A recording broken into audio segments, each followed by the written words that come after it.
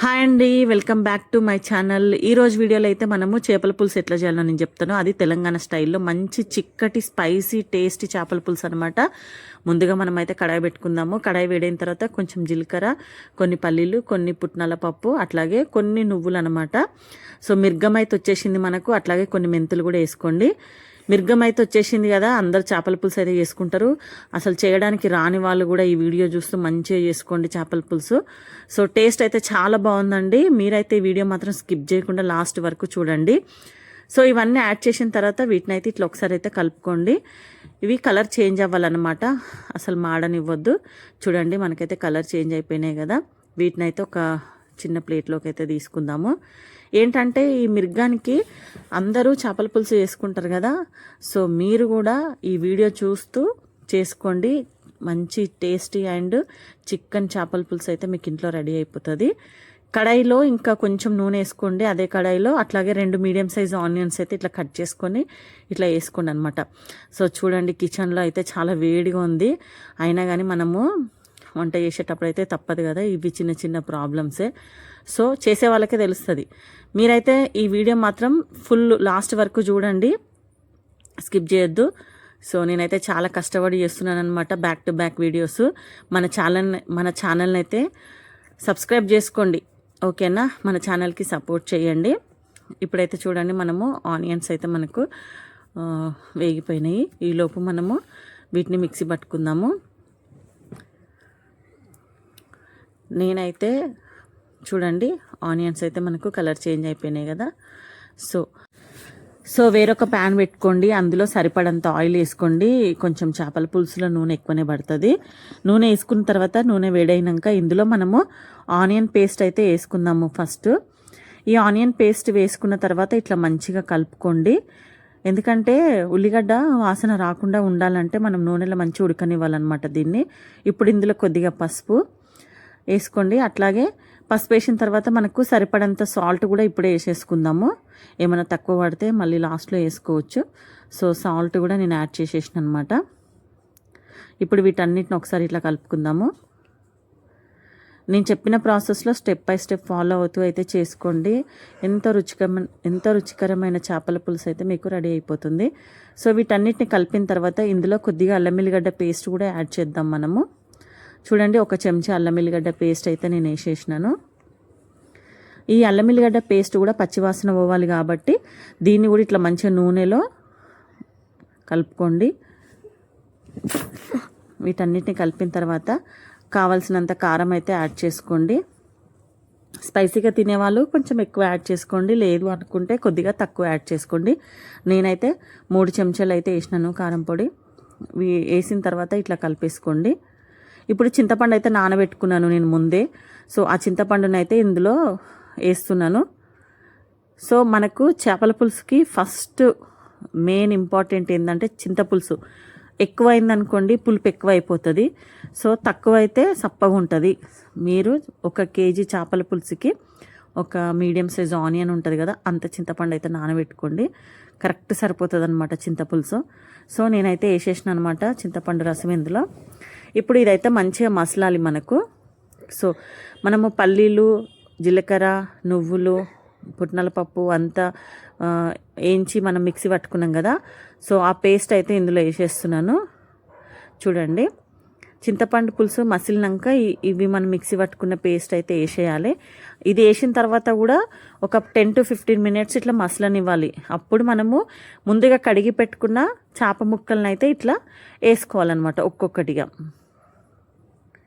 చూడండి చేపల పులుసు అయితే చాలా స్మెల్ చాలా బాగా వస్తుంది, టేస్ట్ కూడా చాలా బాగుందన్నమాట. మీరు కూడా ఖచ్చితంగా ఈ రెసిపీ ట్రై చేయండి. మిర్గం అయితే వచ్చేసింది కదా, సో మిర్గం రోజు ఈ చేపల పులుసు చూసి ఈజీగా ఇంట్లోనే చేసుకోండి. సో చూడండి చేపల ముక్కలన్నీ వేసేసిన నేను. ఇవన్నీ వేసిన తర్వాత ఒక 10 మినిట్స్ మూత పెడదాము. ఈలోపు మనము ఫిష్ ఫ్రైకి కావాల్సినవి అయితే యాడ్ చేసుకుందాము.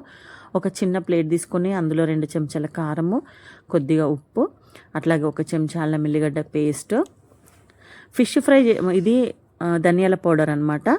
సో 2 చెంచాలు కార్న్ఫ్లవర్, ఒక 2 స్పూన్స్ వేసుకోండి. ఇప్పుడు ఇందులో ఒక నిమ్మకాయ అయితే నేను వండుతున్నాను. ఫిష్ తెచ్చినప్పుడు పసుపు కూడా వేసినాను చూడండి కొంచెము. సో ఒక నిమ్మకాయ కూడా వండేస్తున్నాను. ఫిష్ తెచ్చినప్పుడు ఖచ్చితంగా కొన్ని పులుసు పెడతాను, అట్లాగే కొన్ని ఫ్రై చేస్తాను అనమాట. పిల్లలు ఫ్రై అయితే చాలా ఇష్టంగా తింటారు. స్పెషల్గా వాళ్ళ కోసమే నేను ఫ్రై చేస్తాను. చూడండి ఇవన్నీ వేసిన తర్వాత కొద్దిగా ఆయిల్ అయితే వేసుకొని ఇవన్నిటిని ఒకసారి ఇట్లా మంచిగా కలుపుకోండి అనమాట. చూడండి వీటన్నిటిని ఇట్లా నీట్గా కలిపేసుకోండి. చాలా బాగుంటుందండి. ఫిష్ తెచ్చుకున్నప్పుడు కొన్ని పులుసు పెట్టేసుకొని కొన్ని ఇట్లా ఫ్రై చేసుకోండి. ఫ్రైకి ఈ పక్కన ఉన్న పీసెస్ అయితే నేను తీసి పెట్టినాను. కొంచెం పెద్దగా ఉన్న పీసెస్ అయితే ఫ్రైకి పెట్టుకోవాలి మనము. చూడండి మనము ఈ ఇంగ్రీడియంట్స్ అన్ని ఇట్లా కలిపేసినాం కదా. ఇప్పుడు వీటిని ఈ ముక్కలకు ఒక్కొక్కటిగా తీసుకొని ఇట్లా పైన పెట్టాలన్నమాట. చూడండి నేను రుద్దుతున్నాను. సో చూడండి ఈ మిశ్రమాన్ని ఇట్లా చేపలకు మంచిగా పట్టేటట్టు పెట్టాలి.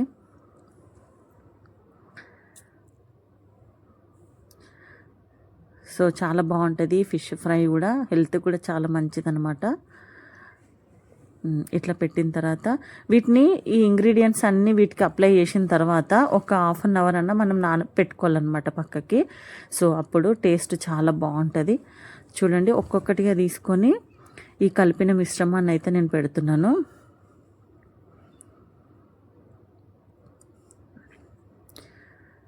చూడండి మనకు అక్కడ చేపల పులుసు అయితే మనకు మంచిగా దగ్గరికి కావాలి కదా, ముక్కలు కూడా ఉడకాలి. అది అయ్యేలోపు అయితే ఇవన్నీ కలిపి పెట్టేసుకున్నాం అనుకోండి, ఒక 20 to 30 minutesలో ఇవి కూడా ఫ్రై చేసుకోవచ్చు మనము.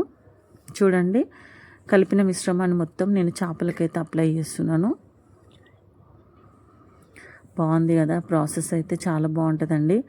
సో కిచెన్లో లిటరలీ 1.5 hours స్పెండ్ చేయాల్సి వస్తుంది ఫిష్ తెస్తే. సో ఇంకా అట్లా అనమాట. సో అయిపోయింది, అప్లై చేసినాను.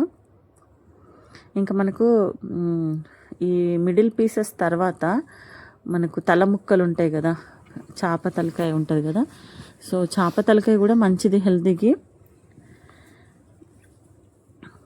వాటిని కూడా ఫ్రై చేసుకోవచ్చు. ఇవన్నీ ఇట్లా అప్లై చేసుకొని నీట్గా పక్కకు పెట్టుకోండి.